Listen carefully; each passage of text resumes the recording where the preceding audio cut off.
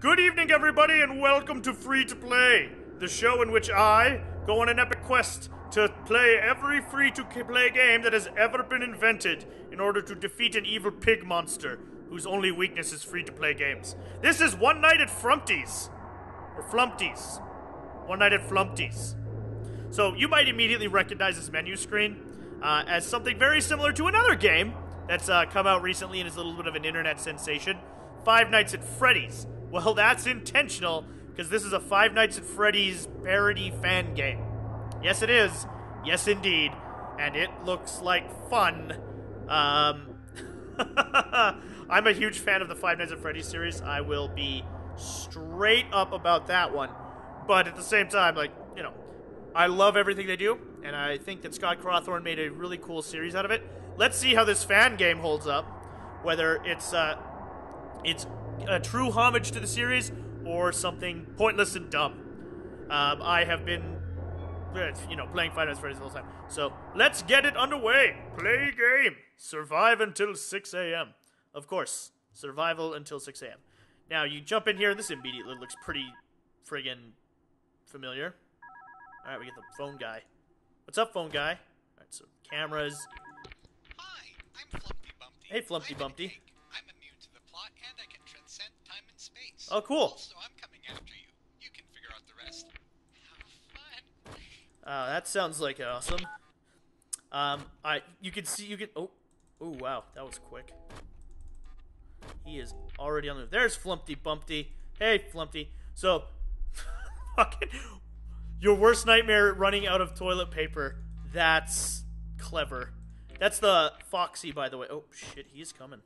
He is coming straight for me. So the game mechanics are, ripped clean out of Five Nights at Freddy's 1. Exactly. This is the Foxy. You've got this guy. You got Flumpty Dumpty. And then there's, this thing in the floor here that I guess is a parody of, some... Oh, shit! He is right there. He was right there. Flumpty Bumpty doing his thing, being spooky. Alright, let's see. Wait till he moves. So yeah, you gotta keep on checking this guy on the can, and there's some funny messages there to read. Where's the box head guy? So I don't know where Flumpty Bumpty went. I gotta find him.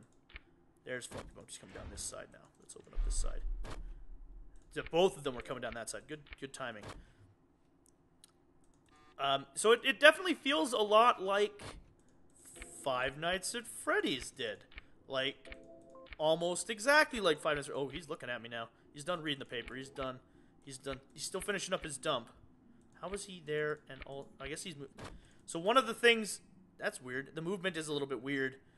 Where instead of giving you an indicator of movement, it's just oh, they moved. So we're going to sit here like this, and we're going to sit here like this. So there's that, and he's back there. So there's Flumpty Bumpty in the dark, and this guy's kind of sitting here on the can doing his thing. So it feels, yeah, exactly like Five Nights at Freddy's did, down to the tension of the game itself. There is a lot of spooks going on here. And keeping an eye on the monsters is pretty much the most important thing. Knowing where everybody is, knowing when to utilize your resources, all that good stuff. Let me just make sure that we've got... Oh, they're both coming down this side. Let's shut that door. So, utilization of resources. It's very tense and spooktacular. You can kind of hear the move, of course, as they did in Five Nights at Freddy's. You can kind of hear the thumps. It's only 1 a.m. and I've already burned through half of my fucking power. This is not good. Alright, I can open this up again. We're going to do that. We're going to do those two. Box head's back there, and he's still doing his thing there. So yeah, it's... Oh, shit. And as a side note, Flumpty can move really goddamn fast. So he will be, at your door 1 second, or in one hall 1 second, and then he's immediately at the other door.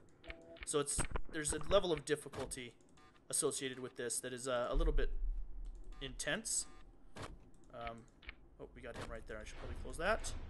And I'll close that one as well. Oh, yeah, that was a good call. That was a good call, although my power usage is extraordinary right now. We've made it to 2 a.m., and we're just over half power.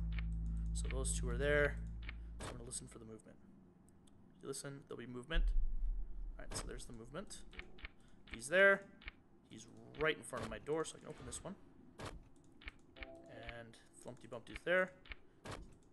So I'm starting to pick up the patterns already.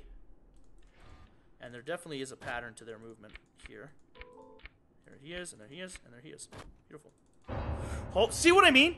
So we just saw him at camera 4, and he immediately zipped to camera 2 all the way around. So, like, he was very fast. And there he is now. He's at camera 2 again. It's very easy to accidentally hit the door buttons, by the way. So he's moving again. I'm going to pop the cameras here. So they're both there, so I can open these. So they're very quick. It's very intense in the difficulty section. So he's right there. Where's Flumpty Bumpty? Flumpty Bumpty. And there's a couple of rooms here that seem to serve zero purpose. Like this room, I've never actually seen them in that room. Like I've never once. That was the Foxy thing, I guess. I guess Beaverton was done taking a dump and decided to charge me. So as we saw him in camera 2B, and he's already at camera 2A. So it's like extremely quick how fast these guys move. It reminds me of like Night 5 of Five Nights at Freddy's, like 4 or 3, where they were, you were basically like pinned in a corner the whole time. You had to be constantly fending off Springtrap. And so Flumpty is extremely quick. As he said at the beginning, he defies time and space to mess with me. So that's good. Let's make sure Flumpty he's down that hall. I'm gonna leave that door shut. Check up on Beaverton. Now the Beaverton and Squarehead are not their actual names, of course. I'm sure they have names. I just made those ones up for fun because I like the name Beaverton. It makes me chuckle on the inside, like a young school child. And okay, so he's coming down that door, so I'm gonna keep that door nice and locked. What the fuck? Apparently this game takes place on the sun. It's 4 a.m. I'm almost out of power, so we're about to see what happens when you lose. And I have to keep that door shut because he's right there, or else I'm gonna get jumped. They are very quick to move in, although it looks like Squarehead has an extremely predictable pattern. Like he always goes to the same. Oh my god! Look, he did it again. He was at camera 4 and immediately went to right next to the door. Oh, that's spooky. Look at that. Like a clown face there. What's that? I bet you it's because I'm about to run out of power. Oh man. Okay, so Squarehead's there, and he's. Oh no. He is coming out of the wall there. That clown is coming out of the wall. That is Spooksville, USA right there. That is a nice touch. That clown was coming right out of the wall. Is that like something you have to check? Is that like another part of the game? So, I was expecting to be dead by now. I'm not entirely sure what's happening. Let's do that. Oh, he's right there, and he's right there. Ah, Jesus! What was that? What even was that? I get the heebly-jeeblies and the woobly-wooblies. Alright. I don't even know what that was.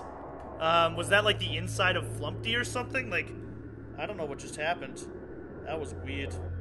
That was very weird.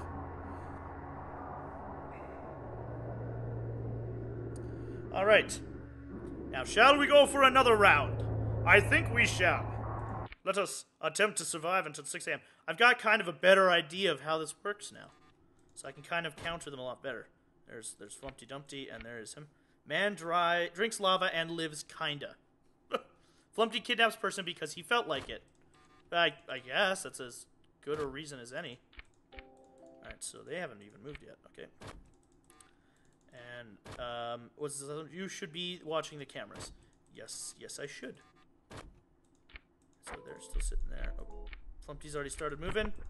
So, like, is it something to do with this? Like, what's going on there? So, the clown monster came out of that hole in the wall there. And I think as the hours go by, he gets, like, closer. I don't know if it's, like, aesthetic or what the fuck that is. But that's a nice touch. A very nice touch to an otherwise fantastic little port. I like this little idea. I like this little game. It's oh, shit. he moved quick. He's gonna be right on my ass. Spock's head is still holed up in a little hole. Right, so he moved. He's there. All right, so let's open the door. That'd be a little bit more power efficient this time, I think. So Box head's at stage 2, and Flumpty is there, and there's that. Okay. All right, they just all. So I think Flumpty just moved. Box head's at stage 3. Let's do that for a second, because I can't find Flumpty. They're both on that side. Alright, we're good. And so there's that. And he is right outside my door. He's right outside that closed door, which is good. I've got the pattern. So Boxhead always seems to move to the same spots. And they're both there. Right, let's open that door. It's 1 a.m. and we have not used up a huge amount of our power. We're doing well. And so yeah, the key to the original Five Nights at Freddy's was learning how the monsters moved and how best to counteract their movements. So I've been picking up the last time, it looks like Boxhead always goes the same way and moves in like 3 steps, whereas Flumpty is much more random. So I can kind of predict, oh, Boxhead's right there. I can predict Boxhead. I can't predict Flumpty, and Beaverton is basically Foxy, so you have to keep an eye on him. What are the eyes? It's weird and spooky. There's him.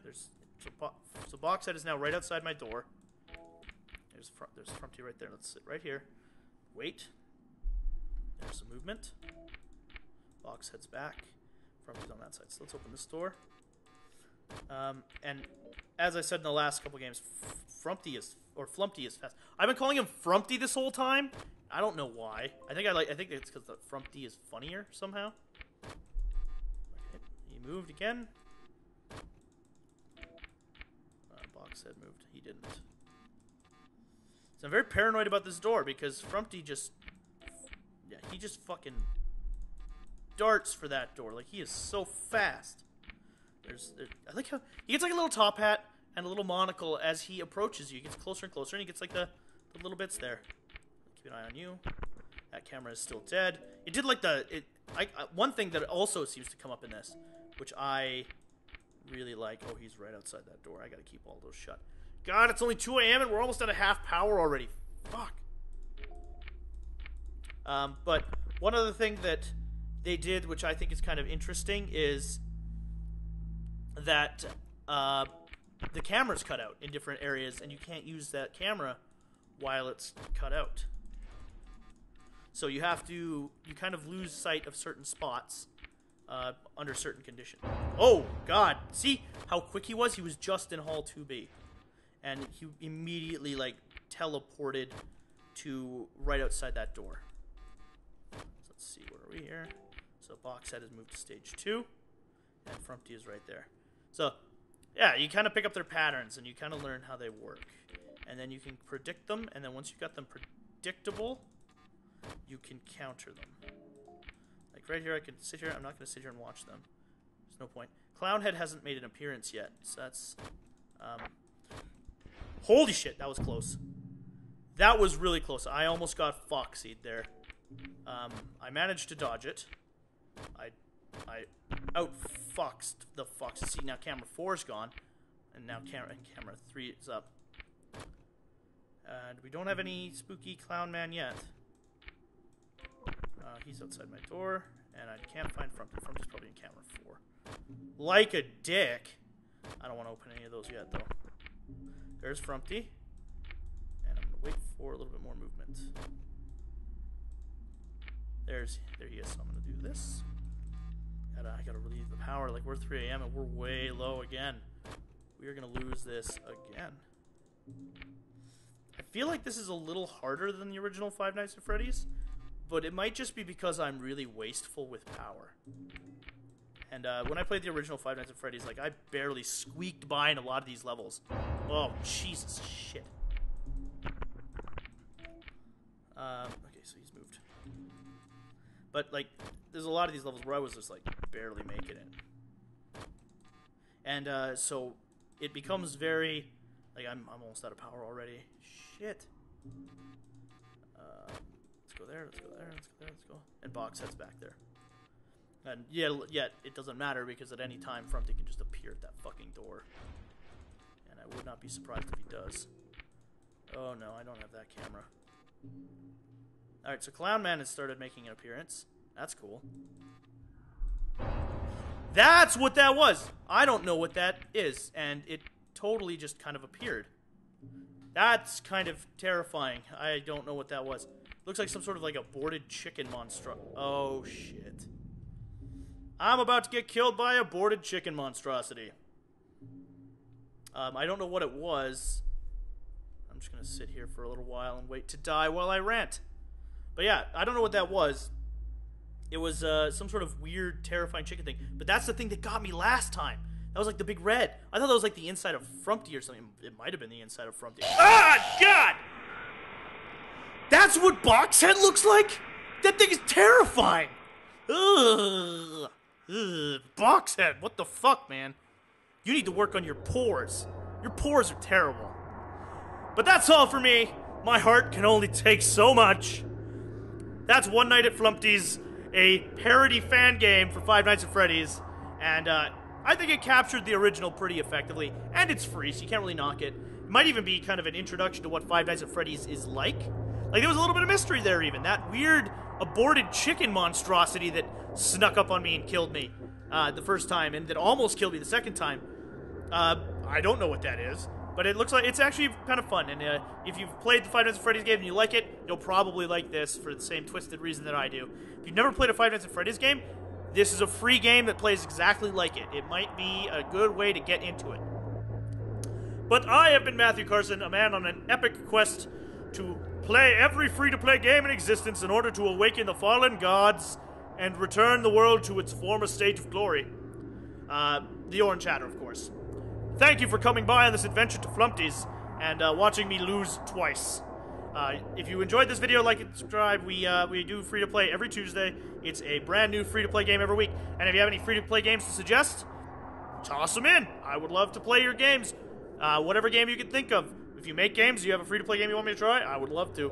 But everybody, have a fantastic evening. And no, don't worry, there isn't a horrifying chicken monstrosity in your bedroom right now. Not at all. That's your eyes playing tricks on you. It's not actually there. You'll be okay. Good night!